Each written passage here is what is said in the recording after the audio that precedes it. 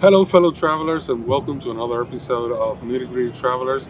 Today is a very interesting episode, and this is a first for all of us. Today, I'm with Michelle Lynn from Maryland. She just got yesterday, last night, to our country, and today we're in Santiago. We're in the north side of the island, and we're in the valley. Today, we're going to be talking about what's new and what's cooking up with the new COVID regulations and the Caribbean. We've heard a lot of, uh, countries and how fear is getting people not to come anymore to the Caribbean. And that's something that we want to, talk about and give you some confidence that things are, for us, still the same. I know that there's a lot of information out there and maybe some information that you don't know where to go or who to trust. But who's better than Michelle here to talk about how was her process coming from the U.S. to the Dominican Republic? Today is 29th. Saturday the 30th. Oh, it's the 30th of January 2021. So, Michelle, how are you? I'm good. Thank you. Yeah, it's good to see you. Oh, yeah. So we met through Airbnb, right? Mm-hmm. So I booked for us to do a tour today, a historical tour, which I'm very excited about. But my process getting here actually was really easy. I actually booked with a tour group, and we're supposed to be in Cabarete tomorrow. We're going to stay at a small resort that's small staffed. Everyone's been COVID checked. We had COVID checks before we left the U.S. And we all wore masks on the plane and in the airport. Just for this interview, we're not wearing masks, thank goodness. But We're social distancing. You cannot see on the camera, but we are. We are.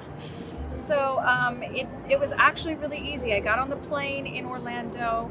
We flew to Fort Lauderdale. In Fort Lauderdale, short layover of an hour, changed planes, and then I was here.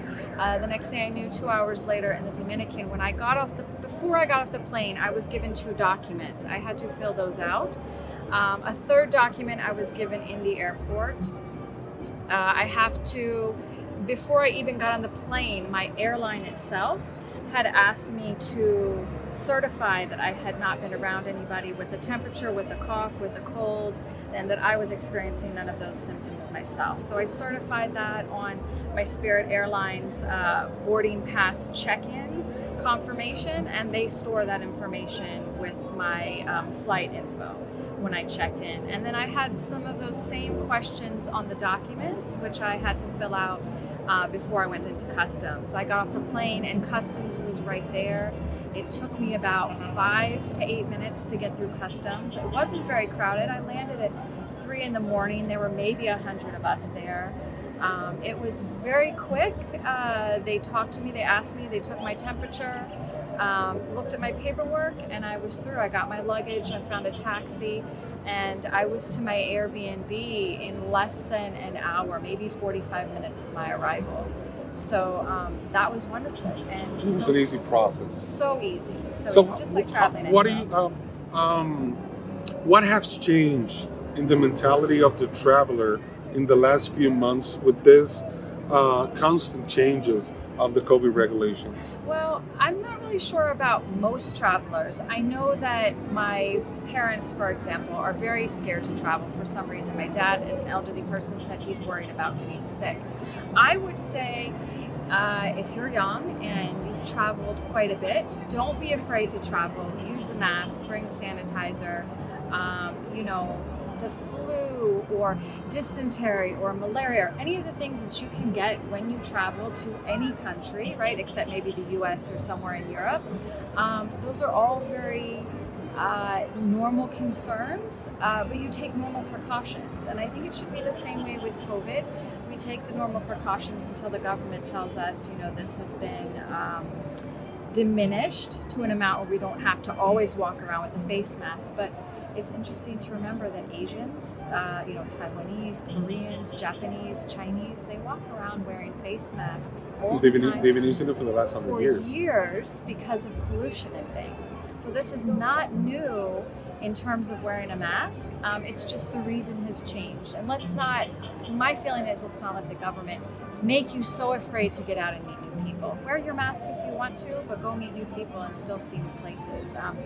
Places like the Dominican Republic and other places in the Caribbean need our travel, and they want to see us, I think, as much as we want to see them. Just remember to leave the place better than you found it.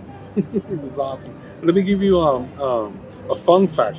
Actually, the Asians, most Chinese and Japanese people, they wear those masks. They've been wearing it for the last 100 years, since the last pandemic, the Spanish flu, and it just people got so used to it that it's even under natural habit every day.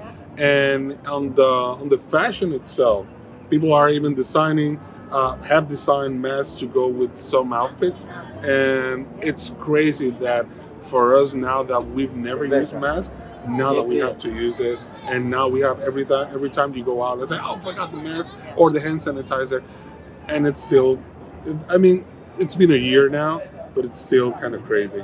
So I want to ask you a tricky question.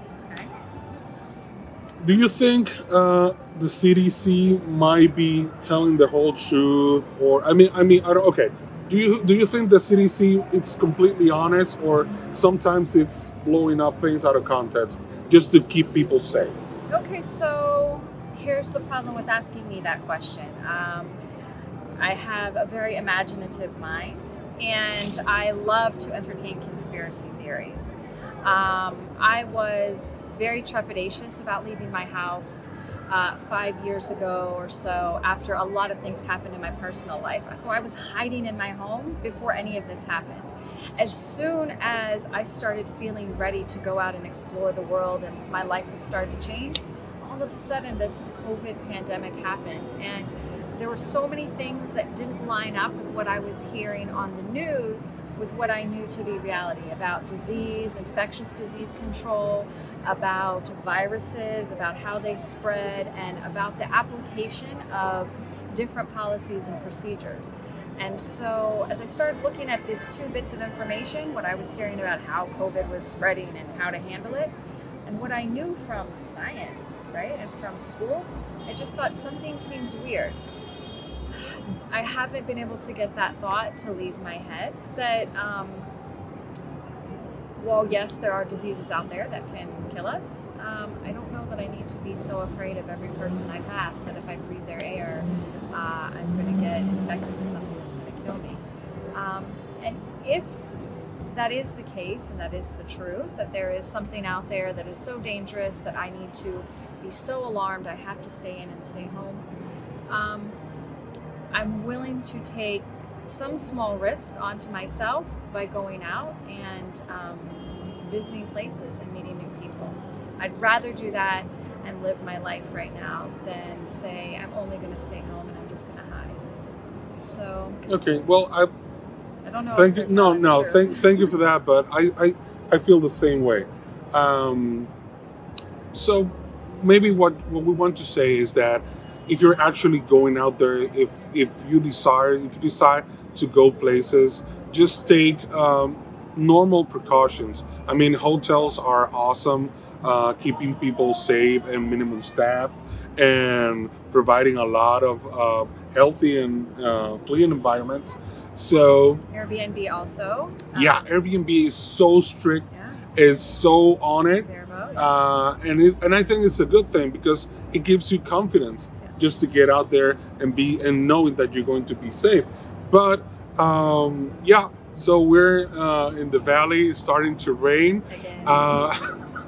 It's been raining the whole day, but we just love it. It's the Caribbean life. Just a quick question, just to say goodbye. What are your expectations coming to the DR? Really doing a lot of walking on the street and meeting people, seeing what it's like outside of a resort. That was especially for today. I didn't want to spend my whole time at a resort.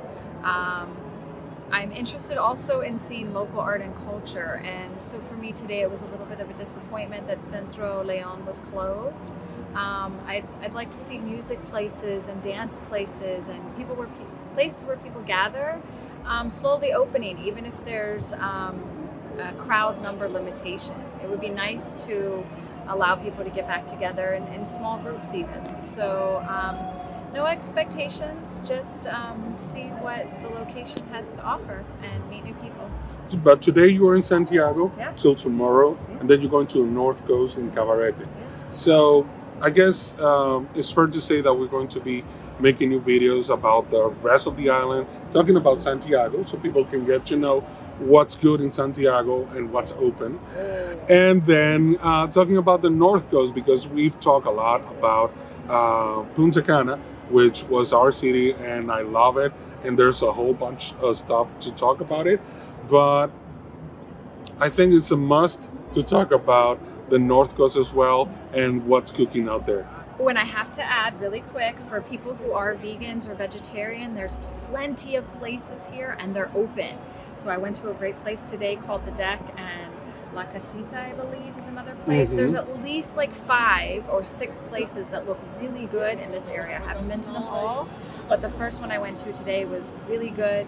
So American, European travelers, anyone from Australia, New Zealand, come and visit and try the food, especially if you're vegan. There's good stuff here. Awesome. Yeah. So there you go. Thank you for watching. My name is Vian, and this is Michelle. Nice to meet you. And thank you for watching Nitty Gritty Travelers.